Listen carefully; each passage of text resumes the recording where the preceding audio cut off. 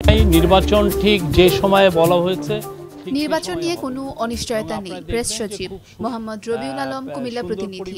Peaceful একটা নির্বাচন হবে এবং বাংলাদেশের ইতিহাসে one of the best election হবে। নির্বাচন নিয়ে কোনো ধরনের অনিশ্চয়তা নেই বলে জানিয়েছেন অন্তর্বর্তী সরকারের প্রধান উপদেষ্টা প্রেস সচিব শফিকুল আলম। তিনি আজ শনিবার কুমিল্লা বোর্ড ময়নামতি অডিটোরিয়ামে আয়োজিত টেডএক্স কুমিল্লা ইউনিভার্সিটি অনুষ্ঠানে অংশগ্রহণ শেষে সাংবাদিকদের এক প্রশ্নের জবাবে এ কথা জানান। যে না, তার প্রতি অন্যায় করা হচ্ছে বা তাকে তার যেই ফিল্টার লেভেল নাই, সে এই পরিবেশ পাচ্ছেন না, আমরা পরিবেশ নিশ্চিত করব। শফিকুল আলম বলেন, নির্বাচন প্রধান উপদেষ্টা যেই সময় বলেছেন সেই সময়ে অনুষ্ঠিত হবে। নির্বাচনের জন্য সুষ্ঠু পরিবেশ নিশ্চিত করা এবং সকল রাজনৈতিক দলের জন্য থাকবে লেভেল প্লেইং ফিল্ড। তিনি আরো যোগ করেন, অতীতের যে কোনো নির্বাচনের চেয়ে এটি হবে আরো ভালো এবং গ্রহণযোগ্য।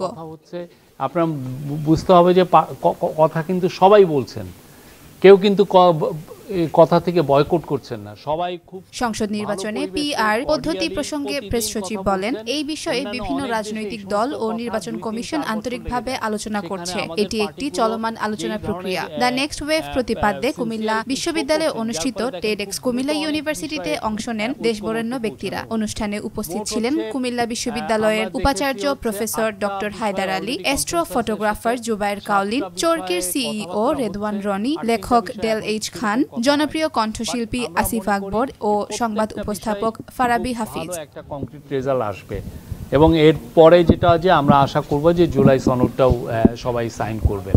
করার পরে আমরা সবাই নির্বাচনের পরিবেশে ঢুকবো। এই মনসুনটা এই যে প্রেস সচিবের আশ্বাসে বোঝা যাচ্ছে নির্ধারিত সময়ে নির্বাচন অনুষ্ঠিত হবে এবং নির্বাচনী পরিবেশ তৈরিতে আন্তরিক প্রচেষ্টা চালাচ্ছে অন্তর্বর্তী সরকার। পাশাপাশি নির্বাচন পদ্ধতি নিয়ে গঠনমূলক আলোচনা রাজনৈতিক অঙ্গনে ইতিবাচক বার্তা দিচ্ছে। ইয়াং ছেলেরাও এই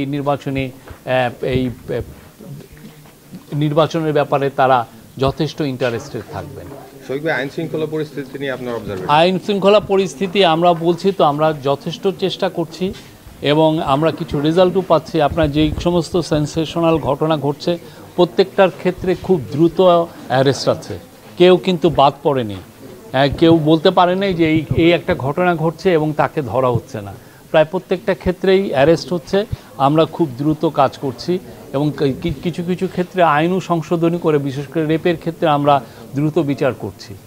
গোপালগঞ্জ ইস্যুতে দাবি উঠেছে যে গোপালগঞ্জকে আলাদা করে দেওয়ার বিষয়টি সরকার এগুলো না, সরকারের এরকম কোনো প্ল্যান নেই। গোপালগঞ্জের মানুষ, বাংলাদেশের মানুষ সবাই একই মানুষ। হ্যাঁ, কারো প্রতি এই গভর্নমেন্ট ডিসক্রিমিনেট করে না। হ্যাঁ, আমরা মনে করি সবার প্রতি এই গভর্নমেন্ট একইভাবে সুবিচার করছেন। আমরা এখনো চেষ্টা করছি, আমরা এখনো জানি না, বাট আমরা বলছি তো অন্যান্য দেশে এই সমস্ত পলিটিক্যাল সেটেলমেন্ট কয়েক বছর লেগে যায়। সেখানে আমাদের পলিটিক্যাল পার্টি তারা খুবই প্রতিদিনই প্রায় বসে তারা কথাবার্তা বলছেন এবং আমরা আশা করেছি যে সমস্ত বিষয় এখনও ঐক্যমত্য হয়নি সেই সমস্ত বিষয়ে একটা পার্টিগুলোর মধ্যে এক ধরনের ঐক্যমত্য হবে। একটা প্রশ্ন আছে, সেটা হচ্ছে যে এনসিপির উপরে যে সহিংসতা হয়েছে গোপালগঞ্জে, সে বিষয়ে আমরা বিভিন্ন মিডিয়ার মাধ্যমে শুনছি যে মানে বিগত সরকারের আমলে যে সংগঠনের যে নেতাকর্মী আছেন, বিশেষ করে নিষিদ্ধ ছাত্রলীগ, যুবলীগ, আওয়ামী লীগের নেতাকর্মীরা ওইখানে আশ্রয় নিয়েছেন, যার কারণে ওই সহিংসতাটা সবচেয়ে বেশি ভয়াবহ হয়েছে।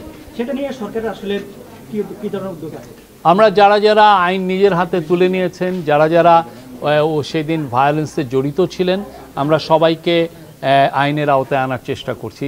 অ্যারেস্ট হচ্ছে এবং অনেকে বলছেন যে এখানে হিউম্যান রাইটস ভায়োলেশন। আমরা সমস্ত সাংবাদিকদের বলবো আপনারা গোপালগঞ্জ ভিজিট করেন, দেখেন, আমরা সব কিছু নিয়মতান্ত্রিকভাবে লফুলি করছি। ওকে, আর কারো কিছু